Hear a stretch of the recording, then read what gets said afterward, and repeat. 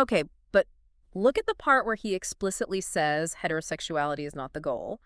That completely flips the script on what you usually hear in these debates. Oh, it pulls the rug right out from under the standard conservative talking points. Right. Because, you open a book like this expecting a defense of, say, conversion therapy or like a roadmap to becoming straight. Exactly. And instead, he just actively dismantles the entire concept of heterosexuality as the ideal. Because the prevailing assumption, I mean, even just culturally, if you watch how these debates play out, is that if someone who is gay enters a traditional religious framework, the objective is to somehow become straight. Yeah, to achieve this so-called heterosexual potential. Right. But Christopher Yuan in Holy Sexuality and the Gospel, he just draws a hard line. He looks at the category of heterosexuality and says, no, that is a deeply flawed, culturally constructed category, and it is packed with a massive amount of sin. Yeah, and to really grasp the architecture of this argument, you have to understand the crucible it was forged in. Because this framework isn't some sterile academic exercise for him. No, not at all. It is born out of extreme personal whiplash. Yeah. Before he is writing Theological Anthropology and before he's a Bible professor, he's an agnostic gay man living a wildly different life. Radically different. I mean, he is in dental school, gets expelled, moves to Atlanta, and becomes this major player in the illicit drug trade. Yeah. We're talking supplying dealers across more than a dozen states. Yeah. He is deeply entrenched in a completely different world. It was a massive operation, which, inevitably comes crashing down in a devastating sequence of events. Yeah. He is arrested, thrown into a federal detention center, and while he's just sitting in a jail cell facing serious time, he is handed a piece of paper by a prison nurse telling him he is HIV positive. I mean, you literally cannot write a Durker moment. He is sitting on his prison bunk. His life is effectively over in his eyes. And he looks up. Someone had scribbled on the metal bed frame above him. It said, if you're bored, read Jeremiah 29.11. Just scrawled on the book. Yeah. So he finds a Bible, reads that verse, and it initiates this total radical conversion. He goes from a federal inmate staring down an HIV diagnosis to a theologian who is meticulously picking apart modern concepts of sexuality. Which is exactly why the intellectual framework he builds in this text is so fascinating. It is incredibly rigorous. Very structured. Yeah, internally consistent, highly structured. And it manages to simultaneously challenge secular progressive views and traditional conservative Christian views. He is essentially burning the ships on both shores. And for you listening, we really need to clarify our mission here. Because Yuan's book presents a highly specific, deeply conservative Christian theology regarding sex, desire, and identity. Right. And our goal today isn't to endorse or condemn Yuan's theology. No, we're not taking sides. Exactly. We're just here to rigorously unpack and analyze this really fascinating, airtight intellectual framework he's built. And the bedrock of that entire system starts with what he calls a massive cultural identity crisis, the absolute fusing of who I am with how I am. Yes, the Andy story. Yeah, he tells this story about his seminary friend, Andy, that really crystallizes the problem he's diagnosing. So Yuan and Andy are in seminary. They used to debate deep theology all the time. And one day, Andy just drops an absolute bombshell. Total shock. He comes out of the closet, announces he's leaving his wife, and the specific phrase he uses to explain this decision to Yuan is, "This is who I am." This is who I am. And that phrasing is everywhere today. It's just the water we swim in. Right. It feels completely natural to us. Yeah. But Yuan zeroes in on that specific sentence and argues that modern society has committed a catastrophic categorical error by attaching our sexuality to our core identity. He labels it an ontological fallacy. Yes. Which, let's break that down for a second, because ontology can sound like a textbook buzzword. It definitely can. If I'm understanding it right, ontology is just the philosophical study of being. It's the study of essence, of what a thing fundamentally is at its core. That's exactly it. So Yeah. an ontological fallacy is mistaking an attribute of a thing for the essence of the thing. Like getting the paint mixed up with the car. Exactly. It would be like pointing to the red paint on a Ferrari and saying, the redness is the car. The redness is an attribute. The car is the essence. Right. Yuan argues that sexuality is an attribute. It is something you do or a way you feel. It is not your essence. And he looks back at history to prove this wasn't always how humans thought. Yeah, before the mid-1800s, the words heterosexual and homosexual didn't even exist as nouns describing a type of person. They just weren't categories. They were adjectives, maybe, or Yeah. verbs. You committed an act, but you weren't classified as a separate species of human based on that act. So how do we get from there to Andy saying, this is who I am? Well, Yuan traces a very specific intellectual lineage to explain this shift. It starts with massive philosophical movements in Europe, specifically Romanticism. Think of thinkers like Jean-Jacques Rousseau in the 18th century. Before Romanticism, the prevailing view in the West was that human nature was deeply flawed, and you needed reason, religion, and societal structure to tame your wilder impulses. Right, the classic view of the passions as something dangerous that need to be governed with the intellect. Precisely. But Romanticism flips that upside down. Romanticism elevates human emotion and the subjective internal experience. So feelings become the ultimate truth. Yes. The new idea is that humans are inherently good, society is what corrupts us, and therefore our deepest, most primal feelings and desires must be the truest, most authentic parts of ourselves. It's the birth of follow your heart, which, I mean, sounds like a Disney movie today, but back then it was a radical philosophical revolution. It was, and then you layer existentialism on top of that. Oh boy. Yeah, you bring in figures like Søren Kierkegaard and later Jean-Paul Sartre and Friedrich Nietzsche. Existentialism essentially posits that there is no inherent objective meaning to the universe. In Sartre's famous formulation, existence precedes essence. Meaning you pop into existence first as a blank slate, and then you have to figure out your own essence. You have to invent your own meaning. Yes. There is no creator handing you a predefined identity or purpose. You must construct it yourself. Okay, I see where he's going. Yeah.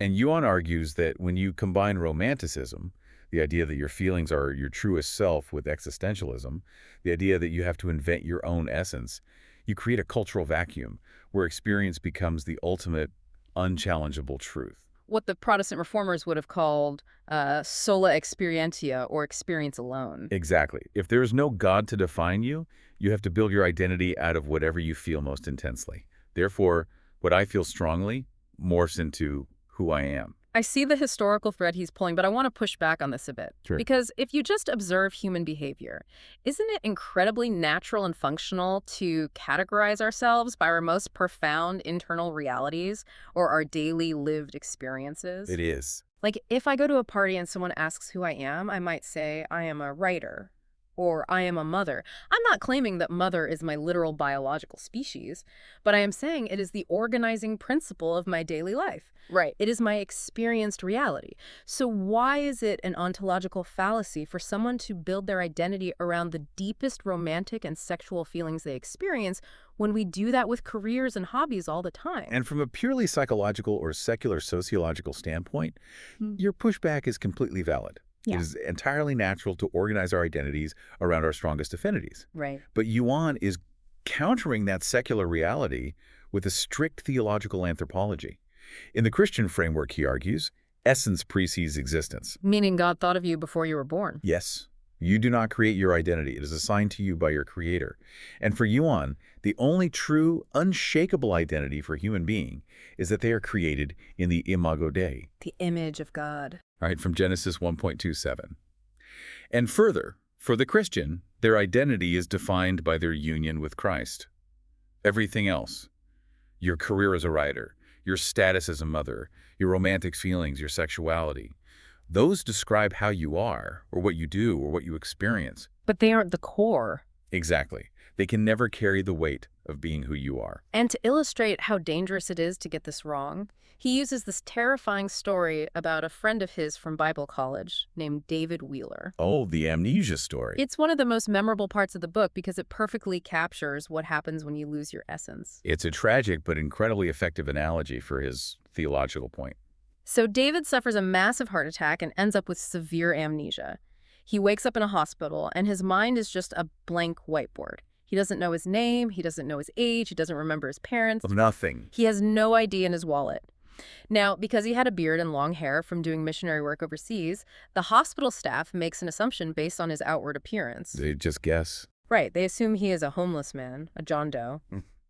He essentially ceases to exist in society because he cannot articulate his identity, and society assigns him a false one based on superficial traits.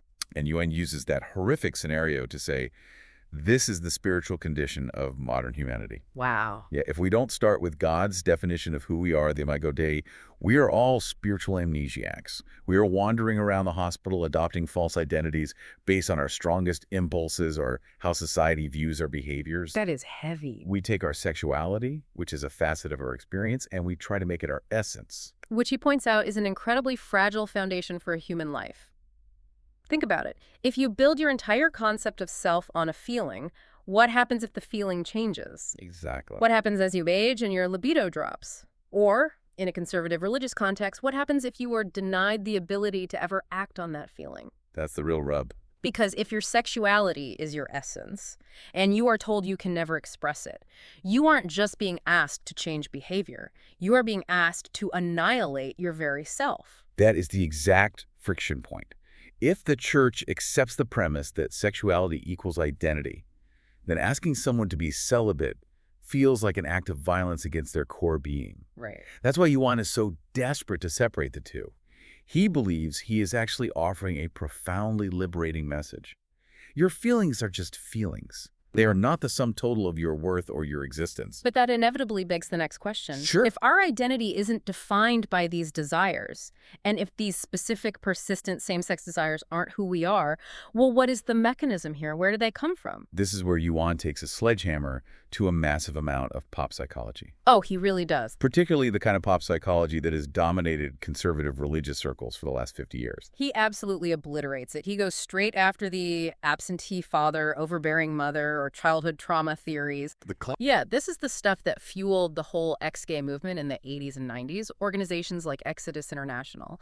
The underlying theory was always rooted in Freud or pseudo-Freudian psychoanalysis, right? Yep. Like, if you are a man with same-sex attraction, it's because your dad didn't play enough baseball with you, you didn't bond with masculine energy, and your mother smothered you, so now you are seeking male validation through sex. Yuan views that entire diagnostic framework as not just scientifically bankrupt, but profoundly cruel. And he attacks it from both a personal and a theological angle. Let's start with the personal. Personally, he points out that he and his older brother had the exact same upbringing. They grew up in the same house, with the same parents, subject to the same relational dynamics. Right, it's the perfect control variable. Exactly. Yet his brother did not develop same-sex attraction, and Yuan did. The environmental variable was controlled, yet the outcomes were entirely different. And theologically, he goes all the way back to Genesis to disprove the bad environment theory. He points out that Adam and Eve had God as a perfect father. It doesn't get better than that. No. They lived in Eden, which was a literally perfect environment. Zero trauma, zero bad parenting. And they still chose to rebel. Perfect parenting and perfect environments do not guarantee perfect, sinless children. So when conservative parents agonize, crying in counseling sessions, asking, where did we go wrong? What did we do to cause this? Yuan says, you didn't do this. He is lifting a massive burden of false guilt off the shoulders of parents. So if he is throwing out the environmental causes, like the nurture side of the equation, what is his actual diagnosis? What is the root cause? Original sin. Just flat out the fall of humanity. Exactly. Yuan argues that the fall of Adam and Eve corrupted human nature at a cellular spiritual level. This isn't just about their first historical sin in the garden. It's about the inherited condition that was passed down like a genetic defect to all of humanity. Okay. But he makes a very crucial, nuanced distinction here between the natural consequences of the fall and the moral consequences of the fall. We need to parse that carefully because it's the linchpin of his whole view on biology. Yes, vital. So natural consequences are things that happen because the world is broken, but they aren't sinful in and of themselves. Right. He lists things like cancer, physical disabilities, blindness, and even intersexuality, where a person is born with ambiguous biological sex characteristics. Those are tragic realities of a fallen world, but a person born blind hasn't committed a sin by being blind. It's a natural consequence. Right. But a moral consequence is the pollution of human nature itself. It is the inherent inclination of the human heart toward rebellion, selfishness, and desires that run contrary to God's design. Okay. And Yuan places same-sex attraction firmly and strictly in the category of a moral consequence of the fall. It is a specific manifestation of original sin. I always think of it like a polluted river. The pop psychologists, the conservative family counselors, they're all standing downstream, arguing about which factory along the bank dumped the chemicals. Was it the father factory? Was it the mother factory? Was it a trauma factory? And Yuan is standing all the way up at the headwaters, pointing at the spring itself, saying, "You're wasting your time looking at the factories. The water coming out of the ground is already poisoned." The issue is inherent human depravity. Yeah. That is a perfect analogy. And by making this argument, Yuan is intentionally combating an ancient heresy called Pelagianism, which he thinks has infected the modern church. Okay, let's translate Pelagianism for a modern audience, because most people haven't heard of that. Pelagius was this 4th century British ascetic monk. What was his whole deal? Essentially the blank slate theory, right? Correct. Pelagius got into a massive intellectual brawl with Augustine of Hippo. Pelagius argued that Adam's sin only affected Adam. It didn't corrupt the rest of human nature. He thought we were all born fine. Right. He believed that every human being is born essentially as a blank slate, fully capable of choosing good or evil entirely on their own merit, without needing special divine intervention to fix their core nature. Basically the original self-help guru. Like, you are fine just the way you are. You just need to try harder to be good. And the early church condemned this as heresy, siding with Augustine, who argued that we are born broken and entirely dependent on God's grace for salvation. Got it. So Yuan is arguing that when modern Christians try to blame homosexuality purely on environmental factors, on bad parenting or childhood trauma, they are essentially acting like modern-day Pelagians. They are denying the doctrine of original sin. Because if you say a bad environment caused this sin, the logical conclusion is if we just reverse engineer the environment, we can fix the sin. Which is exactly what reparative therapy tried to do. Let's put you in a room with masculine men, let's fix your relationship with your dad, and boom, you'll be straight. And Yuan saying that whole model is theologically bankrupt because it ignores the depth of original sin. But this naturally leads to the biggest counterargument against the traditional view, which is the biological argument. Oh, the born this way concept. Yes. Let's lay this out. Let's say science tomorrow definitively discovers a gay gene. Okay. A biological, irrefutable genetic marker that guarantees same-sex attraction from the moment of conception. A lot of people assume that if science proves people are born this way, the conservative theological argument instantly collapses. Because how can God judge someone for how they were biologically assembled? Does that unravel Yuan's argument? You would think so, but Yuan actually has a bulletproof theological countermaneuver here. He argues that the biological science ultimately does not matter to the theology. Because of the doctrine of rebirth. Precisely. He points to Jesus' conversation with Nicodemus in the Gospel of John, where Jesus says, "You must be born again." Right. Yuan points out that in the Christian framework, it doesn't matter if you believe you were born predisposed to alcoholism, or born with a genetic predisposition to anger, or born gay. The foundational claim of Christianity is that everyone is born with a corrupted, fallen nature that requires total, radical spiritual transformation. He has this brutal quote in the book. He says, "Being born a sinner doesn't make sin right. Yeah. The innateness of a feeling, or even the genetic reality of an attraction, doesn't change its moral standing in a universe where the baseline human condition is defined as fallen." It completely shifts the paradigm of the debate. For decades, the culture war has been stuck on the question, is it a choice or is it genetic?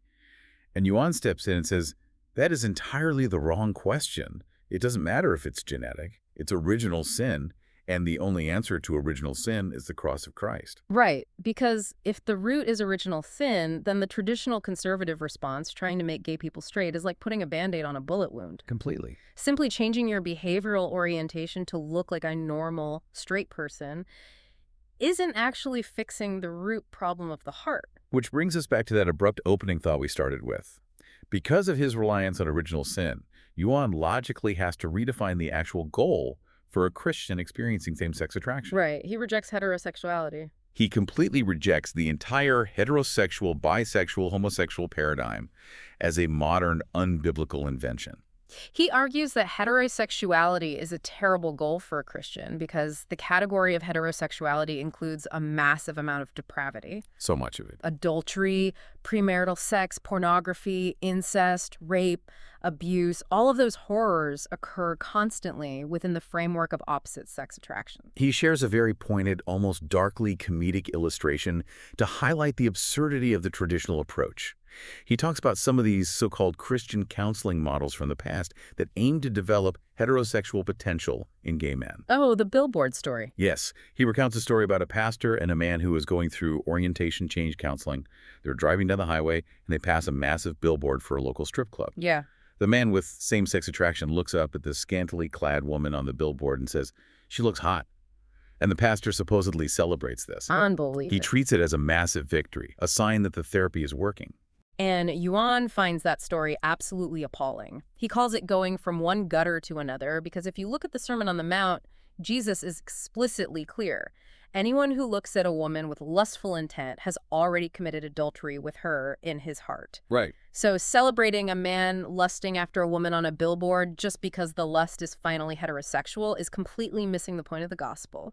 You haven't made him holier, you've just changed the flavor of his sin. Therefore, the opposite of homosexuality cannot be heterosexuality. The opposite of homosexuality, in Yuan's framework, is holiness. He calls it holy sexuality, and he defines it with absolute, unyielding specificity. Very strict. In this architecture, there are only two paths that God blesses: chastity and singleness, or faithfulness in a biblical marriage between a man and a woman. That's it. Full stop. Those are the only two valid expressions of human sexuality. What's fascinating about this is the incredible leveling effect it has on the playing field. In Yuan's view, the straight, unmarried 25-year-old and the gay, unmarried 25-year-old have the exact same, identical biblical mandate. Complete chastity. There's no double standard. None. The straight, married 40-year-old who is tempted to watch internet pornography and the gay, unmarried 40-year-old who is tempted to sleep with a man have the exact same mandate. The absolute mortification of that sinful desire.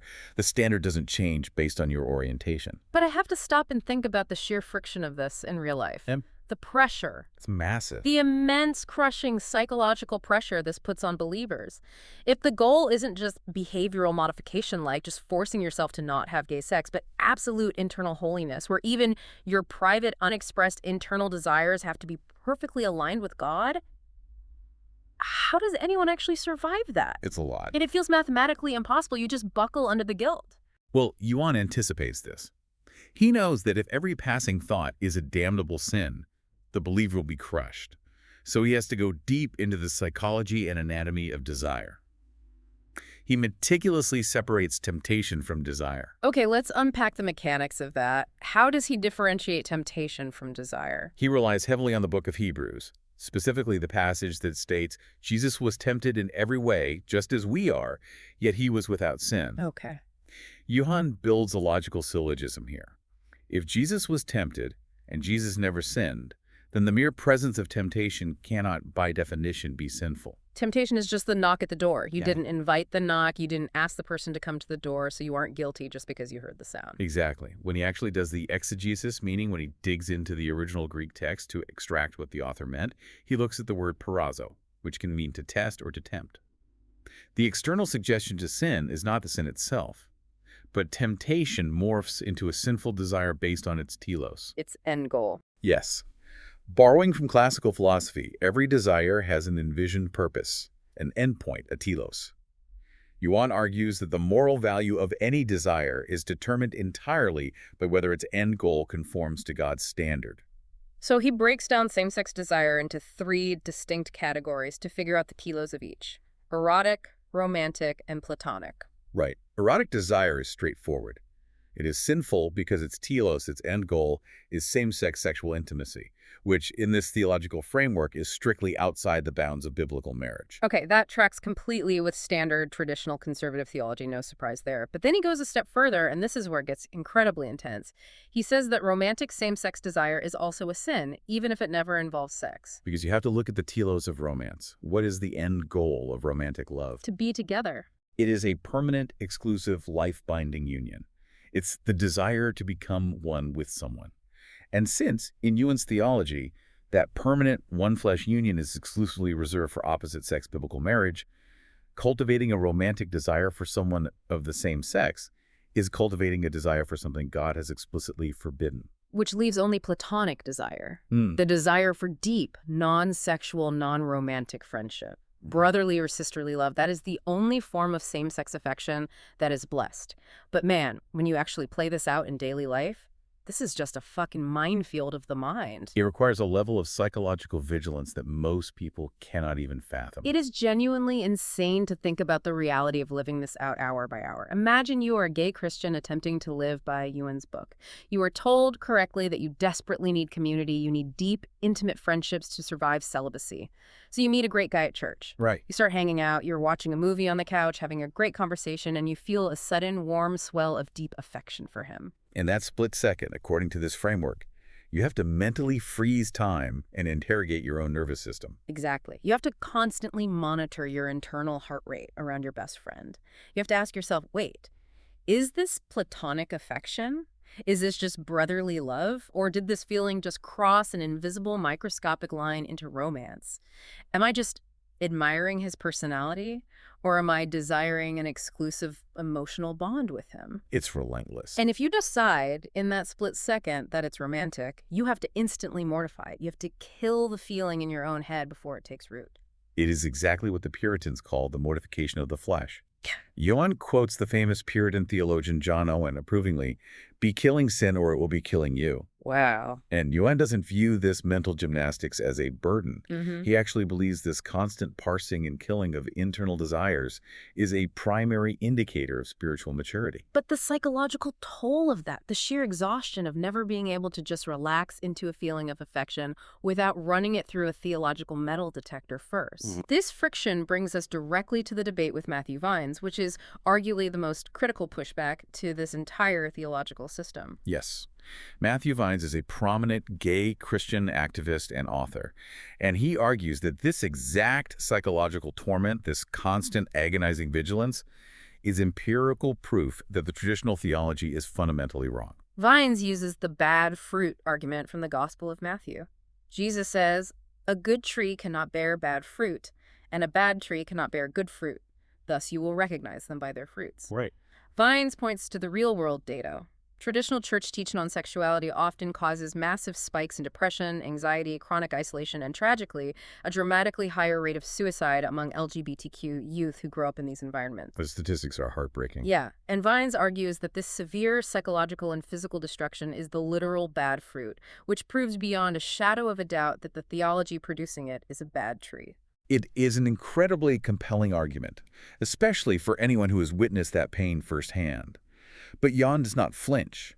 He counters Vines by arguing that progressive Christians fundamentally misunderstand what bad fruit means in a biblical first-century context. How does he define it then? Yuan argues that the Bible never, anywhere, promises a life free of emotional or psychological struggle.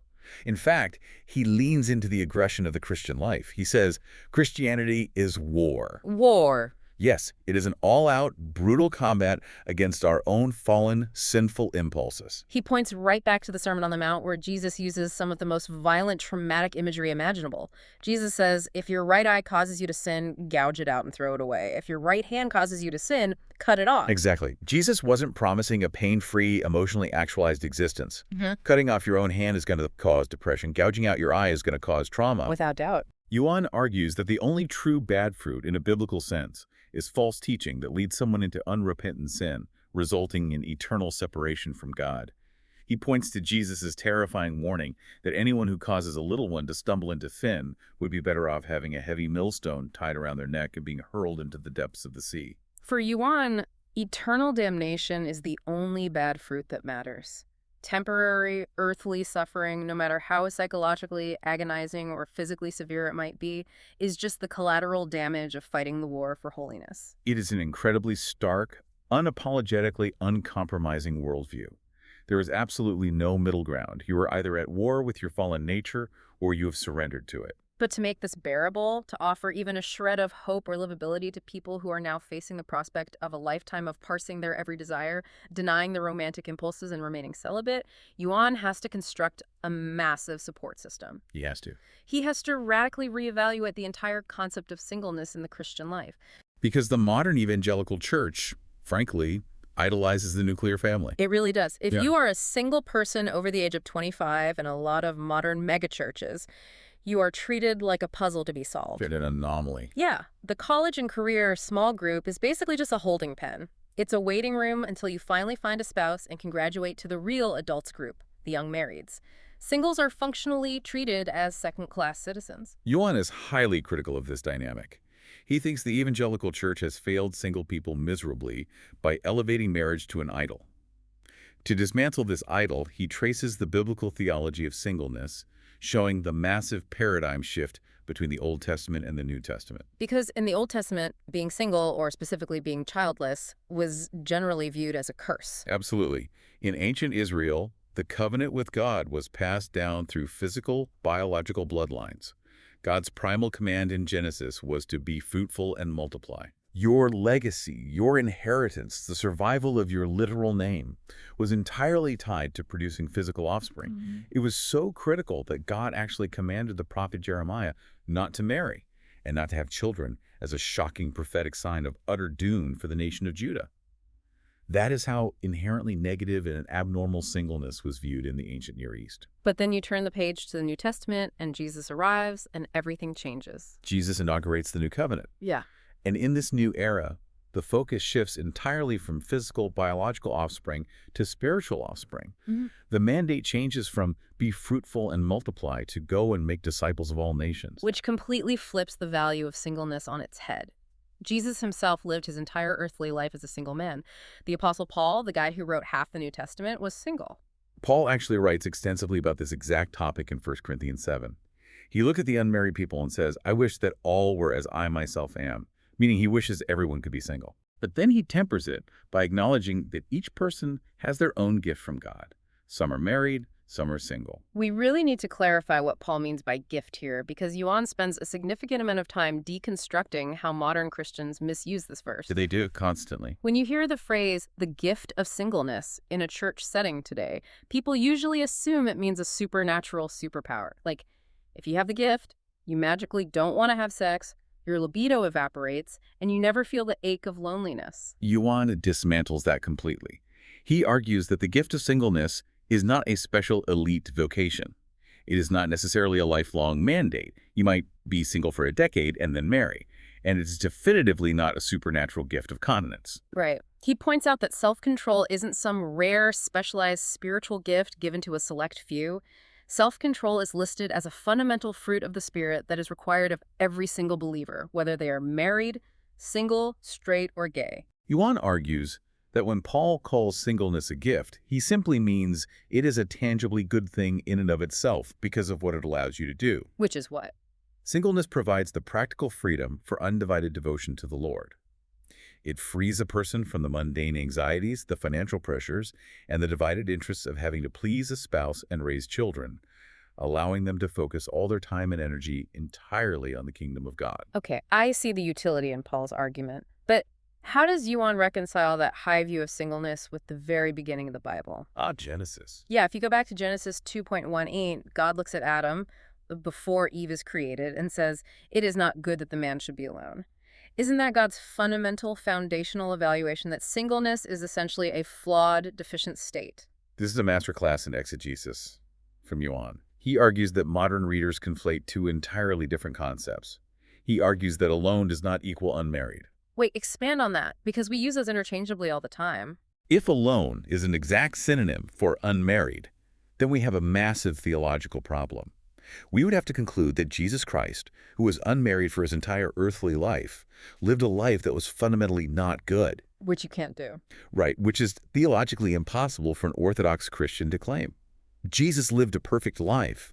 Therefore, Yuan argues, Genesis 2 is not a mandate that everyone must get married. It is stating a fundamental truth about human nature itself. We are designed for community. We are designed for fellowship. So isolation is the enemy, not singleness. Precisely. Marriage is one mechanism to relieve that loneliness, but it is not the only mechanism, nor is it the ultimate one. The ultimate solution to human loneliness is the spiritual family, the church. The local church. Yes. Yuan argues that the local church is supposed to be a tighter, more permanent, more deeply integrated bond than even biological families. The blood of Christ is supposed to bind believers closer together than the blood of genetics. He paints this incredibly convicting picture of what the church actually should be functioning like. It's not just showing up for an hour on Sunday and saying hello. Yeah.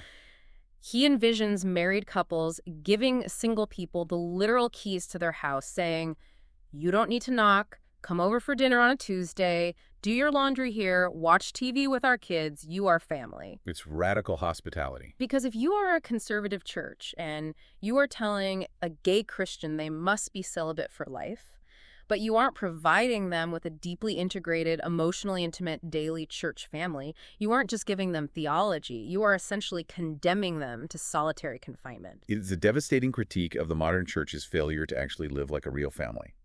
But Yuan takes his deconstruction of the nuclear family even further than that. He doesn't just elevate singleness to equality with marriage. In many ways, he actively demotes marriage from the pedestal we've placed it on. This brings us to section 6. Marriage as a temporary shadow.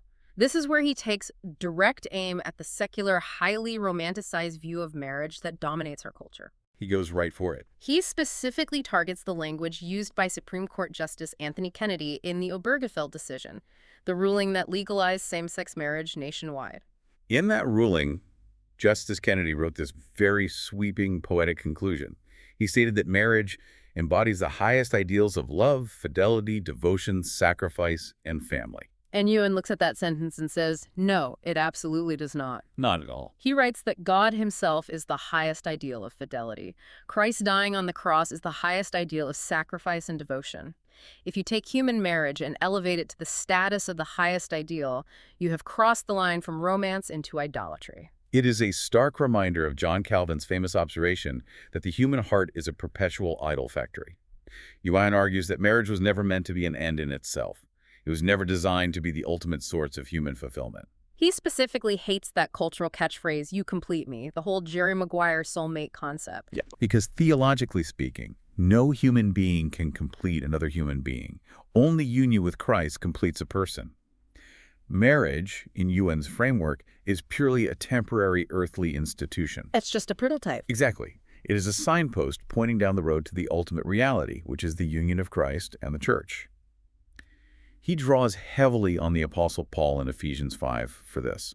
Paul talks about the profound one-flesh union of husband and wife, but then Paul explicitly pulls the curtain back and says, this mystery is profound, and I am saying that it refers to Christ and the church. Which means the signpost is not the destination. You don't drive down the highway, pull over, and hug the signpost that says Grand Canyon 50 miles. Right. The sign is just pointing you to the reality. And to prove just how temporary the signpost of marriage actually is, Yuan brings up this wild, almost bizarre story from the Gospels. The Sadducees coming to Jesus with this ridiculous, convoluted, hypothetical scenario to try and trap him in a theological paradox. Yes, this is in Matthew 22 and Luke 20. The Sadducees were a religious faction that strictly did not believe in the resurrection of the dead or the afterlife. They were the skeptics. Right. They come to Jesus to mock the idea of resurrection. They set up this scenario. Okay, Jesus, under the law, if a woman marries a man and he dies childless, she marries his brother to carry on the family line. Let's say that brother dies too. She goes through 7 brothers, marrying all of them, and then finally she dies. In the resurrection, whose wife will she be? Since all 7 were legally married to her. They think they have him completely checkmated. It's the ultimate gotcha question. And Jesus replies with an answer that shatters their entire paradigm. He says, you are wrong, because you know neither the scriptures nor the power of God. For in the resurrection they neither marry nor are given in marriage, but are like angels in heaven. Jesus just casually, matter-of-factly, drops the revelation that there is no marriage in heaven. It simply ceases to exist. It is a theological earthquake if you really slow down and trace the implications of that statement.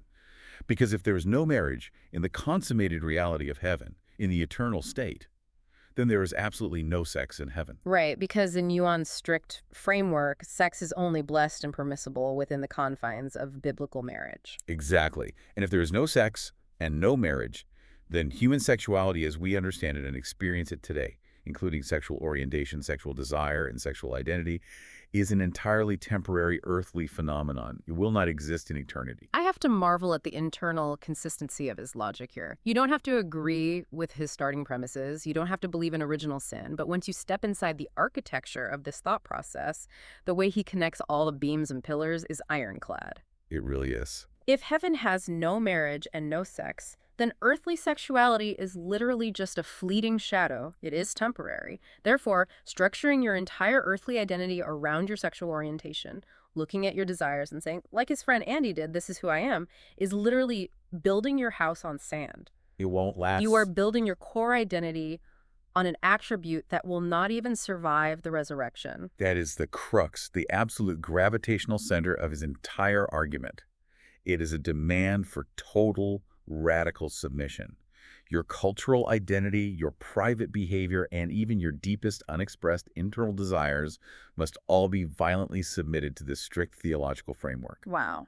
And the ultimate destination he is pointing toward isn't earthly happiness. Yeah. It isn't self-actualization or finding your soulmate or living your truth. The destination is union with Christ. It's an incredibly heavy worldview. It demands so much psychological and spiritual endurance. It asks for everything. It does, but it also raises a profound question that echoes far beyond just a theological debate about same-sex attraction or church policy. Yeah. If Yuan's interpretation of eternity is correct, if the ultimate, final, consummated reality of human existence is completely devoid of marriage, completely devoid of sex, and completely devoid of sexual orientation. Does that make this entire modern cultural obsession with sexual identity, and I mean this on the secular left, who make it the core of human liberation, and on the religious right, who make it the primary battleground of the culture war, does it make all of it just one massive temporary distraction? Exactly. Imagine a future human existence completely devoid of sexuality.